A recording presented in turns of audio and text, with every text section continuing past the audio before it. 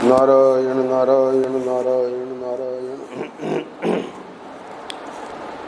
7 जून आनंद रस रत्नाकर।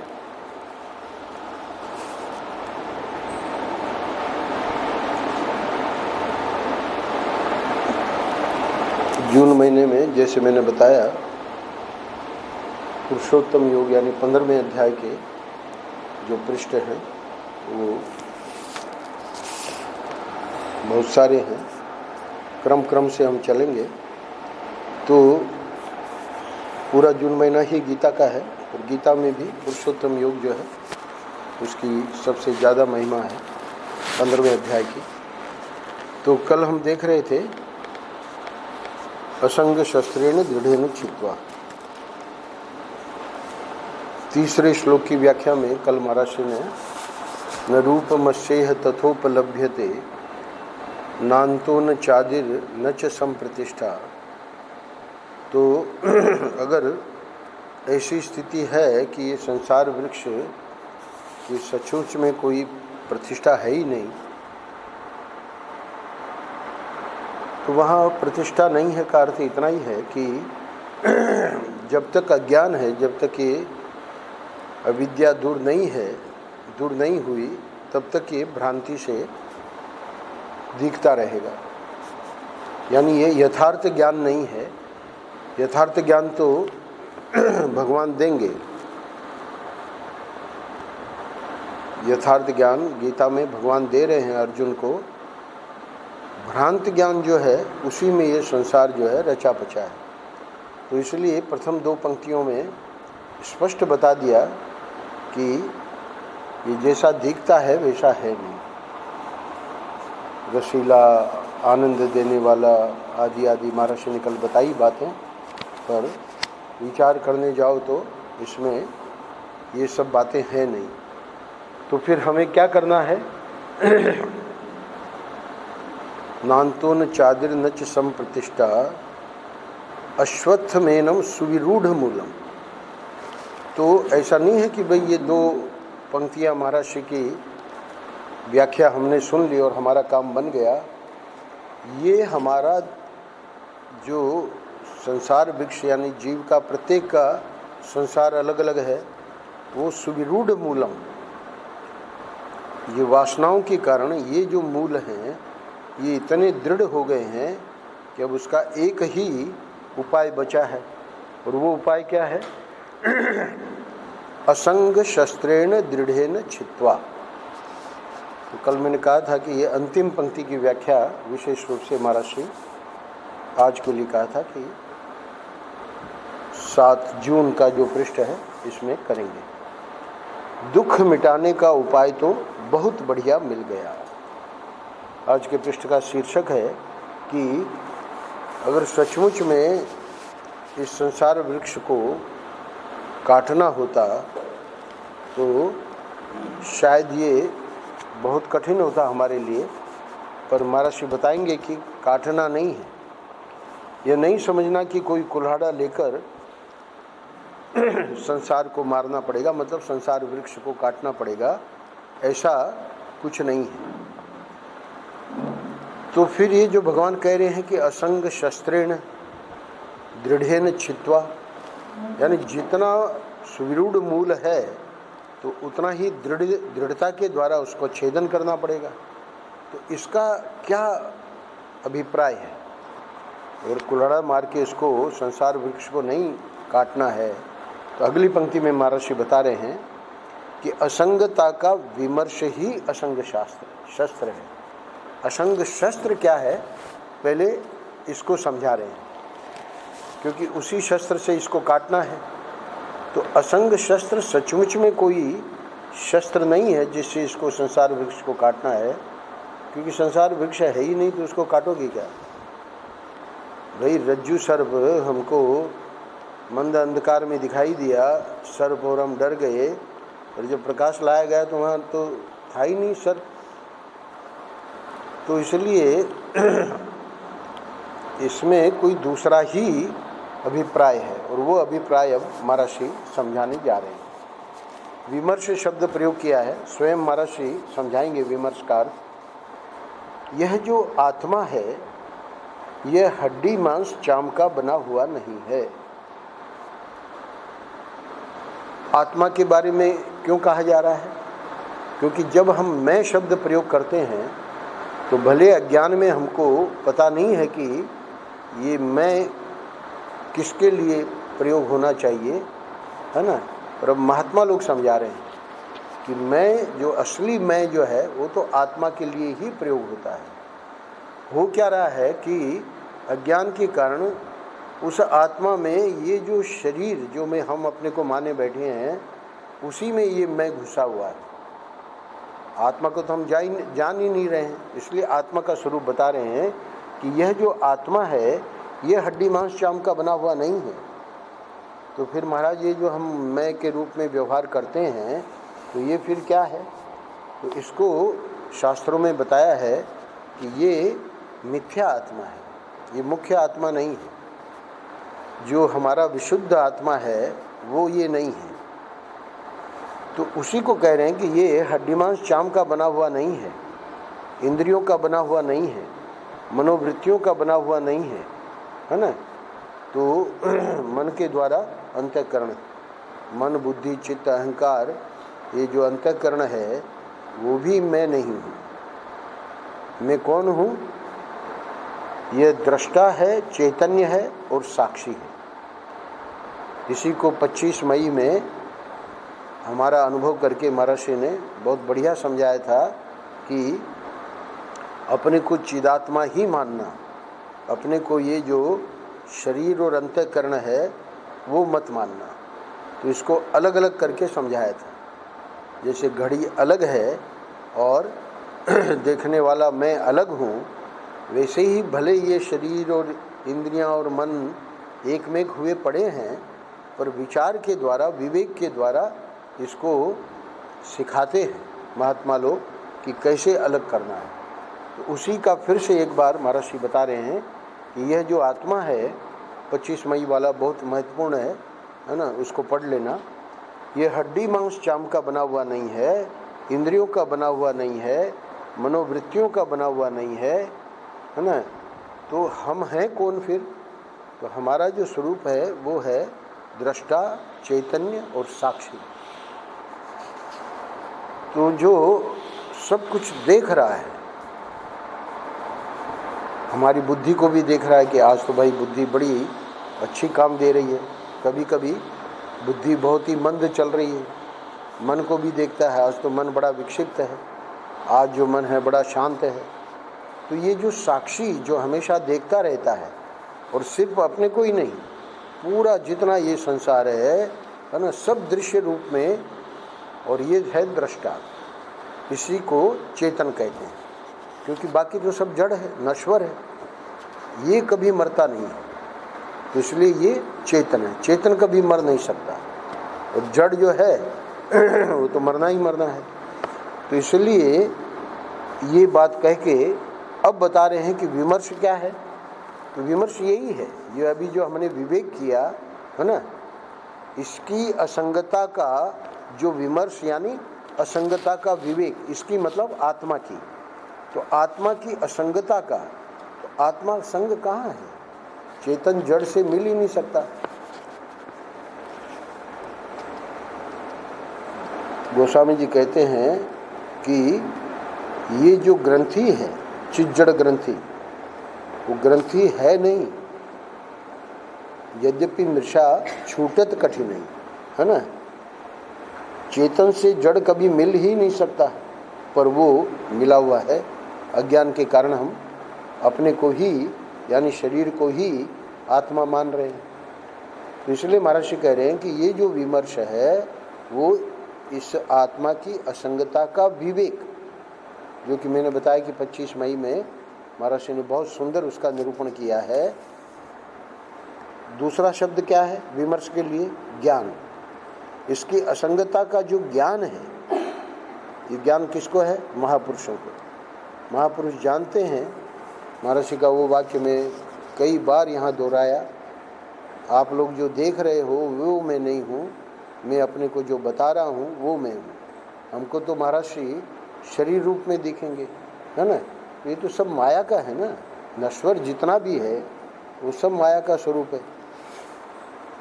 तो ये असंगता का जो ज्ञान है वो हमको प्राप्त करना है। महात्माओं को वो प्राप्त है, वो उसमें निष्ठ है, ज्ञान निष्ठ है। सिर्फ प्राप्त करना ही पर्याप्त नहीं है, उसमें निष्ठा हो जानी चाहिए, है ना। रात को भी कोई जगह के पूछे कि तुम कौन हो, तो उसको पता रहना चाहिए कि मैं साक्षी हूँ, मैं दृष्टा हूँ, मैं चेतन हूँ, है ना, मैं ये शरीर नहीं हूँ। इतनी निष्ठा हो जाए। जैसे देवदत्त अज्ञानी लेबर में सुबह से शाम तक काम कर रहा है, शाम को हाजिरी लेते हैं पूछते हैं भाई क्या नाम है तुम्हारा। ये थोड़ी कहता कि भाई थोड़ा 5 मिनट रुको या 2 मिनट रुको, झट से कह देगा देवदत्त। अच्छा, देवदत्त सोया हुआ है ना, उसको उठाओ नींद में, कौन हो तुम, बता देगा देवदत्त। तो देवदत्त यानी हम ही लोग। तो ये जैसे हमारी निष्ठा है ना, ठीक इसका विपरीत हो जाना चाहिए। ज्ञान निष्ठ कौन है? असंगता का ज्ञान किसको है? जिसको वो चाहे व्यस्त हो तब भी उनको पूछो कि भाई तुम कौन हो, वो जानते हैं कि मैं चेतन हूँ, है ना, मैं दृष्टा हूँ, मैं साक्षी हूँ। वो अपने को शरीर नहीं बताएगा। कौन? ज्ञान निष्ठ महापुरुष। और वे यदि सो भी रहे हैं और उनको जगाओ, पूछो कि आप कौन हैं, तो बताएंगे कि वही चेतन साक्षी दृष्टा। तो ये असंगता का जो ज्ञान है यही विमर्श है। तो महर्षि ने प्रथम पंक्ति में ही कह दिया कि ये नहीं समझना कि कोई कुलाड़ा लेकर संसार को मारना पड़ेगा। तो फिर महाराज ये असंग शस्त्रेण दृढ़ेन छित्त्वा, इस पंक्ति की कैसे व्याख्या करेंगे, यानी इसकी संगति कैसे लगेगी? क्योंकि यहाँ तो स्पष्ट कह रहे हैं भगवान कि शस्त्र, असंग शस्त्र से संसार वृक्ष का छेदन करना है। उसी को समझा रहे हैं कि असंगता का विमर्श ही असंग शस्त्र है। असंग शस्त्र क्या है? असंगता का ज्ञान, असंगता का विवेक। अब आप पूछेंगे कि भाई ये भक्ति में कैसा होगा, ये तो पूरा का पूरा वेदांत चल रहा है। तो भक्ति में क्या है कि ठाकुर जी अपने आप भक्त को ये ज्ञान देते हैं। उसको बस उसका जब प्रेम ठाकुर जी से हो गया तो संसार का प्रेम अपने आप कम हो गया। अंतिम पैराग्राफ में महर्षि समझाएंगे।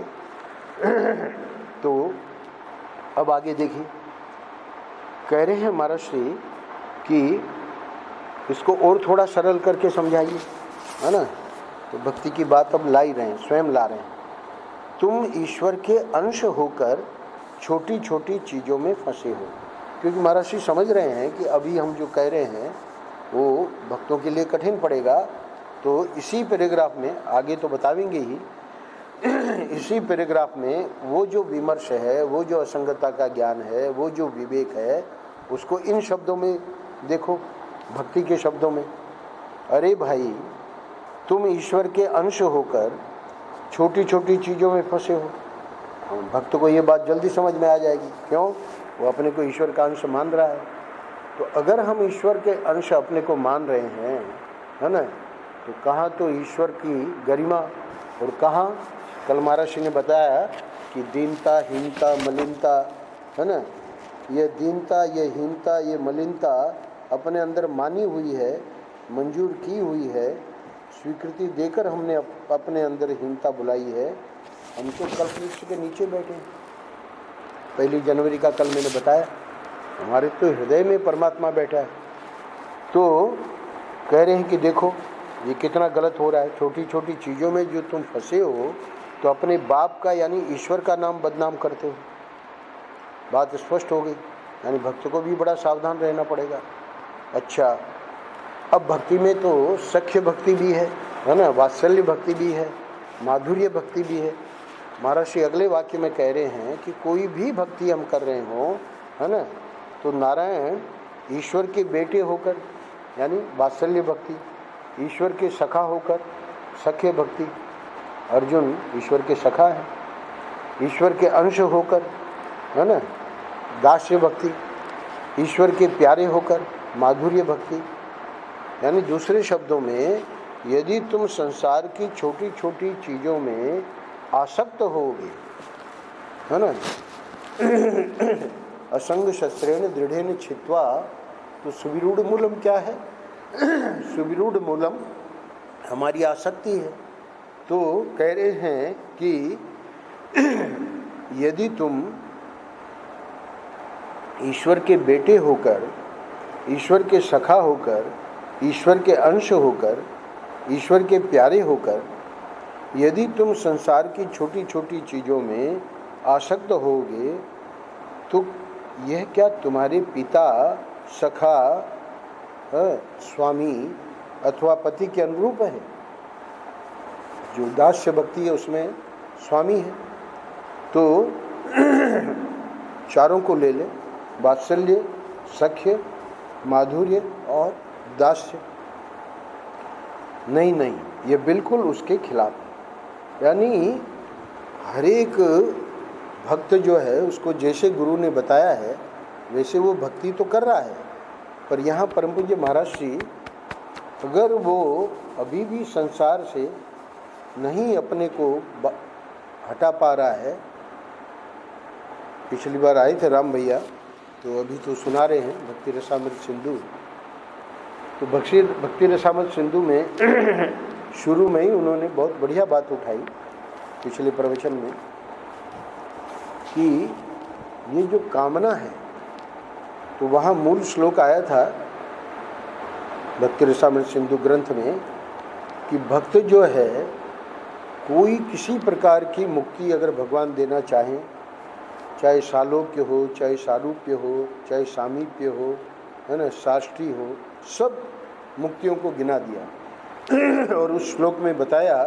कि भक्त वो मुक्ति चाहता ही नहीं, उसको तो बस भगवान का प्रेम चाहिए और कुछ नहीं। तो वहाँ राम भैया ने समझाया कि ये जो श्लोक है ये जरा ध्यान देने लायक है। क्यों? क्योंकि जो इन सब चीज़ों को नकार रहा है वो ये संभव ही नहीं है कि छोटी छोटी चीज़ों में फंसा हुआ है। ये तो बहुत, उनके शब्द थे, वो बहुत ऊंची छलांग है। बहुत ऊंची छलांग है, मतलब इन सब को नहीं चाहना ये तो कोई मामूली बात नहीं है। तो इसलिए हमको शुरू कहाँ से करना पड़ेगा? जहाँ हम लोग फंसे हुए हैं।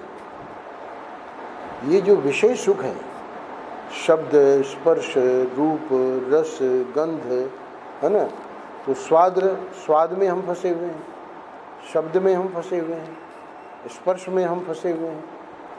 तो वहाँ से ही हमको अपनी जो साधना है वो प्रारंभ करनी पड़ेगी। इसलिए परम पूज्य महाराज यहाँ कह रहे हैं कि चलो वेदांत की बात, विमर्श, असंगता का विवेक अगर कठिन लगे तो कम से कम ये जो भक्त जो भक्ति कर रहा है, जो भी उसके गुरु ने बताई, चाहे दास्य भक्ति हो, चाहे वात्सल्य भक्ति हो, चाहे माधुर्य भक्ति हो, है ना, चाहे सख्य भक्ति हो, उस भक्ति में ये तुम्हारे पिता, सखा, है ना, स्वामी अथवा पति के अनुरूप है क्या? क्या चीज़? यदि तुम संसार की छोटी छोटी चीज़ों में आसक्त होगे, बिल्कुल नहीं, नहीं नहीं, ये बिल्कुल उसके खिलाफ है। महर्षि ने यहीं पर शायद ये दृष्टांत भी दिया है कि महात्मा गांधी जी का जो पुत्र था, है ना, गांधी जी तो राष्ट्रपिता, बहुत बड़ा कार्य कर गए, और वो जो था इतना मतलब अपने पिता का नाम ही बदनाम करता था, इस प्रकार से उसका आचरण था। तो ऐसे ही हम भक्त होकर भी अगर छोटी छोटी चीज़ों में आसक्त हैं तो हम अपने पिता का नाम बदनाम कर रहे हैं। अच्छा, अब इतना समझाकर इसको, क्योंकि सुविरूढ़ मूलम की कल व्याख्या की थी, और ये जो असंग शस्त्र है ये बहुत ही पैना होना चाहिए। यानी इसमें ये सब जितने कारण बताए महाराज श्री ने, छोटी छोटी चीज़ों में फंसना वगैरह, ये तो बिल्कुल होना ही नहीं चाहिए। तब जाके ठाकुर जी से हमारा एकत्व बनेगा। तो असंग शस्त्रेण दृढ़ेन छित्वा, ईश्वर असंग है तो ईश्वर का अंश भी असंग है। तो बिल्कुल सरल व्याख्या करके समझा रहे महर्षि। भाई असंगता का विमर्श और विवेक और ज्ञान ये तो बहुत बड़ी बातें हैं, पर इतना तो समझ लो कि ईश्वर असंग है। तो ईश्वर यदि असंग है तो हम लोग ईश्वर के अंश हैं, तो ईश्वर का अंश भी असंग ही है। सचमुच में हम भी असंग ही हैं। अज्ञान के कारण हम अपने को ये दीनता, हीनता, मलिनता लाकर और संसार में छोटी छोटी चीज़ों में फंसे हुए। इसी की व्याख्या अब आगे करने जा रहे हैं। यह संसार वृक्ष वासना मूलक है और वासना राग द्वेष मूलक ही होती है। कुछ पाने की वासना होगी तो उसमें राग होगा, और कुछ छोड़ने की वासना होगी तो उसमें द्वेष होगा। तो वासना और वासना से बने हुए संसार को छोड़ने का उपाय क्या है? ये तो बात पकड़ में आ गई कि कोई कुल्हाड़े से काटना नहीं है, पर अब हमको उपाय तो चाहिए ना संसार से छूटने का, क्योंकि संसार में ही तो फंसे हुए हैं। तो महर्षि अपनी ओर से प्रश्न उठा रहे हैं कि चलो ये जो राग द्वेष है, ये जो वासना है, हम जान रहे हैं कि ये हमारी कमजोरी है, पर आप कृपा करके हमको उपाय तो बताओ। तो वासना और वासना से बने हुए संसार को छोड़ने का उपाय क्या है? अगर ये इस प्रश्न का उत्तर महात्मा दे देते हैं तो हमारे लिए आसान हो जाएगा। इसीलिए आज का शीर्षक है दुख मिटाने का उपाय। तो बहुत बढ़िया मिल गया। वो क्या उपाय है वो देखिए।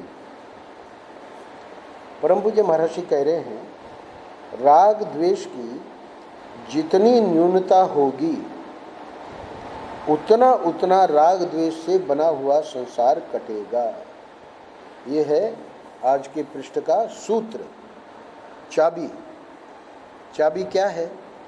राग द्वेष की न्यूनता ये हमको प्रयास पूर्वक करनी ही पड़ेगी।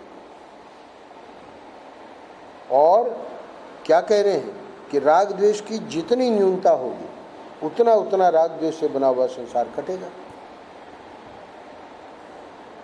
इसका समूल उच्छेद करने के लिए, क्योंकि अभी समूल उच्छेद तो नहीं हुआ ना, न्यूनता हुई है, तो अगली पंक्ति में बता रहे हैं कि हम तो इसको हमेशा हमेशा के लिए, इसलिए मैं प्राय वो दृष्टांत देता हूँ कि बिलोते बिलोते बिलोते बिलोते छाछ में से मक्खन निकल आया।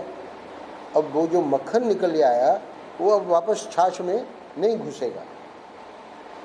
तो हम चाहते तो ये है ना कि हमेशा के लिए यानी समूल उच्छेद हो जाए।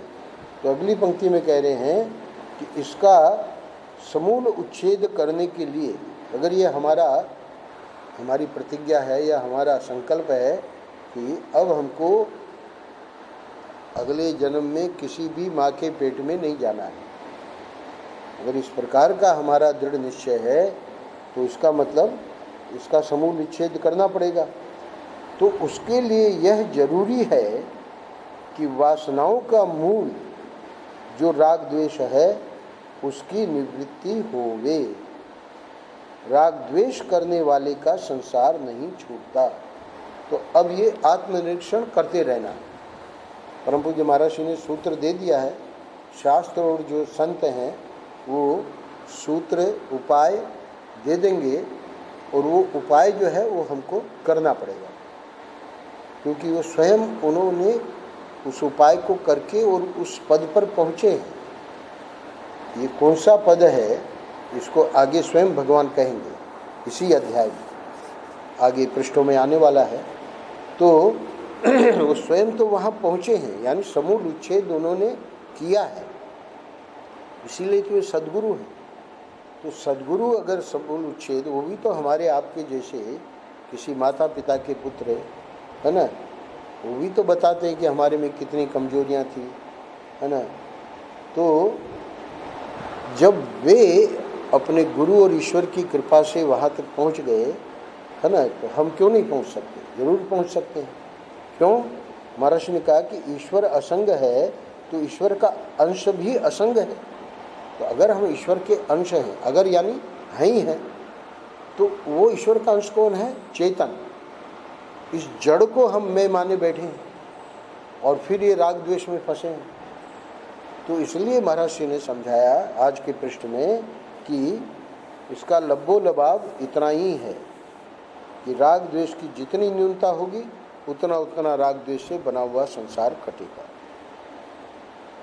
अब हमेशा ध्यान रखना कि ये सुन तो लिया हमने, पर जब करने जाएंगे तो हम अपने में बाद में करेंगे, पहले तो लोगों में देखेंगे कि भाई ये इतने बड़े भक्त हैं, ये सन्यासी हैं, ये साधन करते हैं, भजन करते हैं, ये फलाने हैं, ये ठिकाने हैं, इनमें राग द्वेष है कि नहीं? ये गलत है। अध्यात्म विद्या जो है वो अपने में देखनी चाहिए। हमारे साथ भी यही हुआ। परम पूज्य महाराज श्री का, हम सफ़ेद वस्त्रों में थे यहाँ 6 महीने, महाराज श्री की अनुमति लेके रहे, क्योंकि हम तो स्वामी चिन्मयानंद जी को ही मानते थे। हमको नहीं पता था कि भगवान आगे चल के ये क्या करने वाले हैं। तो उस समय तो बस सत्संग उनका सुनते रहे। 6 महीनों में करीब महाराज श्री 3 महीने यहाँ वृंदावन में जब आए तो उस समय जो सत्संग मिला, यानी सत्संग हम लोग कल्पना नहीं कर सकते, इतना ज़बरदस्त सत्संग होता था। सुबह से और रात तक महाराज श्री जो है आधा घंटा शाम को मौन रखते थे और बाकी उनका थोड़ा विश्राम का समय, खाने पीने का समय, उसको छोड़ के पूरे जागृत का पूरा समय लोगों के लिए था। बाहर बैठ जाते थे, भोजन के बाद आके बाहर बैठ जाते थे। वहाँ का नृत्य गोपाल में सत्संग का प्रवचन का कार्यक्रम पूरा हुआ, नाश्ते के लिए पीछे की ओर जो बगीचा है उसमें बैठ जाते थे। सबके सामने नाश्ता हो रहा है, लोग प्रश्न पूछ रहे हैं, उत्तर दे रहे हैं। सुबह नृत्य गोपाल मंदिर में जाने के पहले 1 घंटा लोग प्रश्न पूछ रहे हैं, उत्तर दे रहे हैं। दोपहर को उड़िया बाबा, शाम को उड़िया बाबा के आश्रम में जाते थे प्रवचन करने, उसके पहले 1 घंटा वहीं जो अपना महाराज का कक्ष है तो बाहर का जो हॉल है उसमें आके बैठ जाते थे। 1 घंटा प्रश्नोत्तर होता। तो सुबह से लेकर रात तक सत्संग। तो कहने का अर्थ यह है कि वो सुनते सुनते सुनते सुनते, क्योंकि इस बात पे जो आज महाराज श्री आज के पृष्ठ में सूत्र दे रहे हैं हम सबको, इसका हमारे चित्त पर बहुत असर पड़ा। क्योंकि ये सब तो स्वामी चिन्मयानंद जी की पुस्तकें हम पढ़ते रहते थे और भी जो उनके सत्संग में हमको चीज़ें प्राप्त हुई, पर इतना जोर इस राग द्वेष को हटाने के लिए उनके प्रवचनों में बार बार सुनते सुनते, अब जब हम गए सिद्धबाड़ी, तो सिद्धबाड़ी में जो आचार्य थे, क्योंकि यहाँ तो 6 महीने के लिए आए थे अपने साधना करने के लिए, हालांकि उसी समय प्रबुद्धानंद जी ने कहा हमको कि आप क्यों जा रहे हैं, आप महाराज की सेवा में हमारे साथ रहिए। और हम वहाँ पत्र दे चुके थे चिन्मयानंद जी को कि हम आ रहे हैं। तो हमने कहा कि ठीक है, हम ये पूरा करके जो भी है कोर्स, हालांकि कोर्स हमने पूरा नहीं किया, 9 महीने में ही आ गए। तेजोमयानंद जी आचार्य थे। तो कहने का अर्थ ये है कि वहाँ पर पहुँचने के बाद ये जो महाराज जी का जो संस्कार हुआ हमारे चित्त में, उसने क्या किया, अपने राग द्वेष हम नहीं देख रहे हैं, हमको आचार्य में भाई राग द्वेष और निंदा स्तुति, महाराज जी इसका इतना विरोध करते थे अपने प्रवचन में, अपने सत्संग में। तो हमने एक दिन देखा कि वो हमारे आचार्य किसी की निंदा कर रहे थे। तुरंत उस समय हमारे चित्त में आया कि भाई प्रबुद्धानंद जी तो कह रहे थे कि महाराज की सेवा में रह जाओ, और हम जो है वहाँ से छोड़ के यहाँ आए हैं, और हमारे जो आचार्य हैं वो ही लगे हुए हैं निंदा में। तो यहाँ मैं कहना क्या चाह रहा हूँ वो आचार्य को क्या दृष्टि प्राप्त है वो हमारी समझ के परे था। हम तो अपनी छोटी बुद्धि से आचार्य का दोष देख रहे थे। तेजोमयानंद जी क्या हैं, कौन हैं, वो हम कहाँ समझ पाएंगे। नारद जी कहते हैं महत् संगस्तु दुर्लभो अगम्यो अमोघश्च। महात्माओं को पहले तो महात्मा ही दुर्लभ है, फिर इनको अगम्य, हम अपने संस्कारों के कारण उनको समझ ही नहीं पाएंगे, और अमोघश्च। अमोघश्च में एक बात बहुत बढ़िया कही नारद जी ने कि इनका जो सत्संग है वो कभी व्यर्थ नहीं जाता है। तो अब वो महर्षि का सत्संग था तो व्यर्थ तो जाना नहीं था। तो वो जो भी भले हमने उनमें वो दोष देखा, और हुआ क्या उसका परिणाम कि 9 महीने में ही हम वहाँ छोड़ के और लौट आए। हमने कहा महर्षि को, है ना, पहले तो प्रत्यक्ष जी को कहा, क्योंकि महर्षि को सीधे कहना संभव नहीं था कि महर्षि हमको संन्यास दे देवें और हम सेवा में रहेंगे। तो कहने का अर्थ यह है कि इस वाक्य ने, भले हम जिसमें दोष देख रहे थे वो तो हमारी मूर्खता थी, पर हमारा तो कल्याण कर ही दिया, हमको पहुंचा दिया महापुरुष के चरणों में। तो ये जो है अपने में देखना है। ये जो दिया जा रहा है आज का सूत्र, हमारे में राग द्वेष की न्यूनता होवे, हम निंदा स्तुति न करें, औरों में देखना नहीं है। हालांकि दिखेगा तो हमको औरों में ही, है ना। भगवान ने हमने कई बार बताया, पोटली दी थी कि ये पोटली आगे रखना, ये पोटली पीछे रखना, यानी अपने जो दोष हैं वो देखते रहना और लोगों की दोष वाली पोटली पीछे रखना। और ये जीव ने क्या किया, ये पोटली आगे कर दी लोगों वाली और अपनी पोटली पीछे कर दी। तो लोगों के ही दोष दिखते हैं, अपने दोष पीछे हैं। तो इसलिए यहाँ ये बहुत ज़रूरी है कि अपने लिए ये एक कसौटी दी जा रही है कि क्या करना है। देखिए, राग द्वेष की जितनी न्यूनता होगी उतना उतना राग द्वेष से बना हुआ संसार कटेगा। यानी आप कल्पना करो दृष्टांत में कि एक वृक्ष है और एक कुल्हाड़ा दे दिया व्यक्ति को कि भाई इसको काटना है, तो ऐसे थोड़ी कि पहली मार में ही वो 2 टुकड़े हो जाएंगे, कितनी चोटें लगानी पड़ेगी। तो समूल उच्छेद वाली बात आ गई ना। तो समूल उच्छेद में तो महर्षि कह रहे हैं कि ये जरूरी है कि वासनाओं का मूल जो राग द्वेष है ना, उसकी निवृत्ति होवे, यानी पूर्ण रूप से। तो वो कैसे होगी? ठाकुर जी की कृपा से। राग द्वेष करने वाले का संसार नहीं छूटता, है ना। फिर उसको ये भूल जाना चाहिए कि हमको संसार भगवान के दर्शन होंगे या, है ना, तत्व का साक्षात्कार होगा। क्योंकि राग द्वेष जब बने हुए हैं तो नारायण न प्रकृति दुख देती है, न ईश्वर दुख देता है, न जगत दुख देता है। कितनी बढ़िया बात कह रहे हैं महाराज। लग रहा है कि भाई जगत ही दुख दे रहा है ना।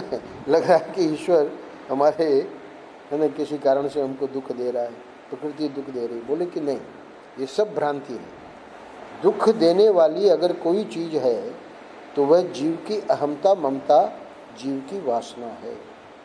एक और सूत्र दे दिया, यानी एक ऊपर का सूत्र और ये नीचे का सूत्र। हमारी अहमता ममता ही, हमारी जो वासनाएं हैं वही हमको दुख दे रही।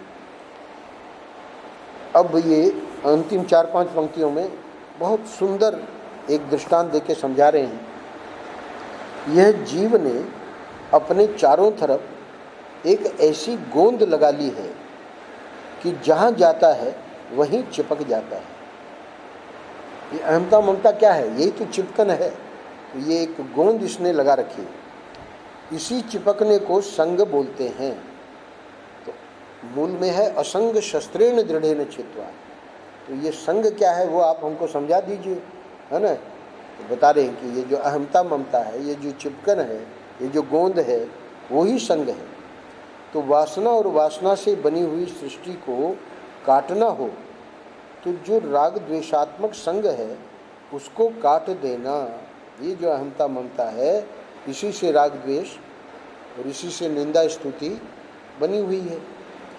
तो बोले कि इसको काटने से क्या होगा?